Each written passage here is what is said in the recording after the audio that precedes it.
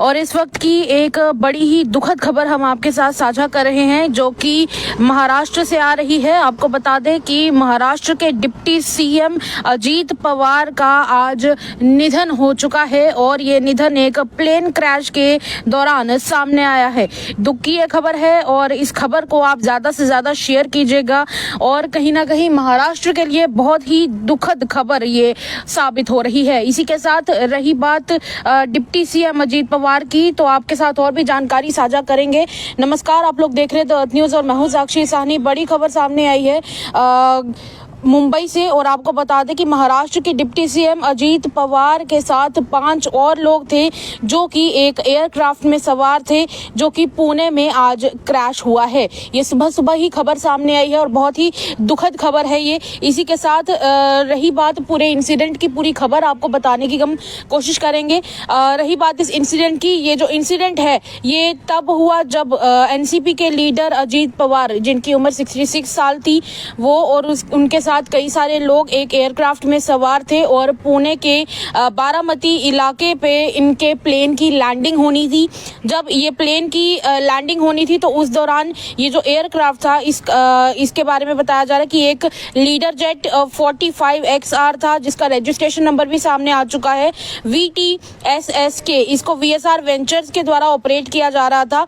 ये मुंबई से बारामती की तरफ जा रहा था। जब ये फ्लाइट जमीन पर लैंड करने लगी तो उस दौरान इसमें कुछ डिफिकल्टीज आने लगी, कुछ टेक्निकल फॉल्ट्स सामने आने लगे और उसके बाद जब सीधा खबर आई कि ये एयरक्राफ्ट क्रैश हो गया। जब ये एयरक्राफ्ट क्रैश हुआ पुणे में, तब उस दौरान लोगों में एक अजीब सी डर का माहौल आ गया, क्योंकि कहीं ना कहीं जब एयरक्राफ्ट क्रैश होता है तो जाहिर सी बात है कि वहां पर किसी के भी बचने का चांस बहुत कम होता है। मतलब आप समझ लीजिए कि अगर कोई व्यक्ति उसमें बच जाता है तो उसकी बहुत अच्छी किस्मत है, तभी वो बच सकता है। मतलब रेयर चांसेस होते हैं किसी के बचने के, और ऐसा ही कुछ हुआ है कि इस दौरान भी यहाँ पर कोई भी बच नहीं पाया है और इसी तरह की खबर भी सामने आई है। ऑफिशियल्स की अगर बात करें, ऑफिशियल्स ने इस बात की जानकारी देते हुए कंफर्म किया है कि ये जो एयरक्राफ्ट है ये टुकड़े टुकड़े हो गया, अलग अलग पीसेस में यहाँ वहाँ इसके पीसेस गिरे हुए थे और इसी के साथ इस सब के चलते जब ये वहाँ पर रनवे पर ये क्रैश हुआ तो उस दौरान ये इसमें आग भी लग चुकी थी। जितने भी आई विटनेसेस उस दौरान वहां पर मौजूद थे, जो भी लोग इस घटना के चश्मदीद गवाह बने हैं, उन्होंने और बाकी की जो इनिशियल विजुअल्स वहां से तस्वीरें साझा हुई हैं, वहां से साफ दिखाई दे रहा था कि यहाँ पर एक बहुत बड़ी डेवस्टेशन सामने आई है और आसपास में ये जो रेकेज है, यानी कि वो जो उसके टुकड़े हैं इस एयरक्राफ्ट के, वो आसपास की फील्ड में भी गिर चुके थे। ये देखिए, आप तस्वीर एक बार फिर से मैं आपके साथ साझा किए देती हूँ। ये देखिए, ये वही तस्वीर है एयरक्राफ्ट की। ये आप देख सकते हैं एयरक्राफ्ट के अलग अलग टुकड़े जगह जगह पर बिखरे हुए पड़े हुए हैं और ये बहुत ही दुख की बात है। और इसी के साथ रही बात महाराष्ट्र की, तो महाराष्ट्र के डिप्टी सीएम अजीत पवार का इसमें निधन हो चुका है। और रही बात इस पूरे मामले की, तो कहा जा रहा है कि अभी फिलहाल महाराष्ट्र पॉलिटिक्स में बताया जाता है कि अजीत पवार को एक सीनियर पॉलिटिशियन के रूप में देखा जाता है। तो कहीं ना कहीं ये महाराष्ट्र के लिए एक दुखद घड़ी है, क्योंकि जब डिप्टी सीएम, जाहिर सी बात है, कोई किसी को बनाया जाता है तो चुना हुआ वो व्यक्ति एक चुना हुआ नुमाइंदा है जिसे लोगों ने अपने वोट देकर जिताया हुआ है। तो सोचिए वहां पर अजीत पवार के जितने भी फॉलोअर्स होंगे, फैंस होंगे, उनके लिए कितनी दुख की बात होगी, कितना दुख का समाचार कहीं ना कहीं होगा। डीसीजीए के ऑफिशियल्स ने यह साफ तौर पर कंफर्म किया है कि इस एयरक्राफ्ट के क्रैश होने पर कोई भी सर्वाइव नहीं कर पाया है। जी हाँ, ये बहुत ही दुख की घड़ी है। और इसी के साथ कहा जा रहा है कि अजीत पवार पिछले दिनों मुंबई में थे, यानी कल की और परसों की बात हो रही है।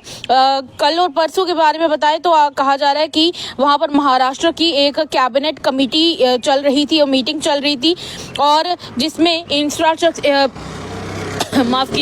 इंफ्रास्ट्रक्चर के बारे में बात हो रही थी और वहां के सीएम देवेंद्र फडणवीस इसके बारे में इस मीटिंग में बातचीत कर रहे थे कि कैसे वहां के इंफ्रास्ट्रक्चर को सुधारा जा सकता है। और इसके बाद यहां से बारामती से उन्होंने एक इवेंट के लिए भी, पंचायत इलेक्शंस के लिए निकलना था। पर दुख की बात यही है, ये बहुत ही बड़ी दुख की घड़ी है जो कि सभी लोगों के लिए रहेगी। और इसी के साथ director general of civil aviation यानी DGCA की तरफ से एक इन डिटेल्ड इन्वेस्टिगेशन का ऑर्डर निकाल दिया जा चुका है कि इसके ऊपर जल्द से जल्द इन्वेस्टिगेशन शुरू की जाए। फिलहाल प्राइमरी इन्वेस्टिगेशन में तो यही सामने आया है कि इस जो एयरक्राफ्ट है, इस एयरक्राफ्ट में कुछ ना कुछ टेक्निकल फॉल्ट रहा है, जिसकी वजह से लैंड करते वक्त ये बड़ी घटना सामने आई है। और इसी के साथ जो अजीत पवार थे, उनका आखिरी पोस्ट एक्स पर यही था, जिसमें उन्होंने क्रैश से 1 घंटा पहले एक पोस्ट डाला था, जिसमें उन्होंने बताया था कि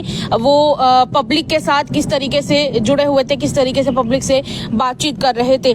अब इस सब के चलते पॉलिटिकल स्पेक्ट्रम की अगर बात करें तो पूरे महाराष्ट्र में कंडोलेंसेस का अंबार लग चुका है और शिवसेना यूबीटी की जो इकाई है वहां की, उनके एमपी अरविंद सावंत ने उनके बारे में यही कहा है कि वो एक बहुत बोल्ड लीडर थे, लोगों की बात आगे रखते थे और लोगों का साथ देते थे। कहीं ना कहीं एक बड़ी ही दुखद खबर है महाराष्ट्र के लिए, तो कृपया इस खबर को ज्यादा से ज्यादा शेयर कीजिएगा और इसी के साथ कमेंट में ओम शांति जरूर लिखिएगा। तब तक के लिए इतना ही। खबर को ज्यादा से ज्यादा शेयर कीजिए, सावधान रहिए, सुरक्षित के लिए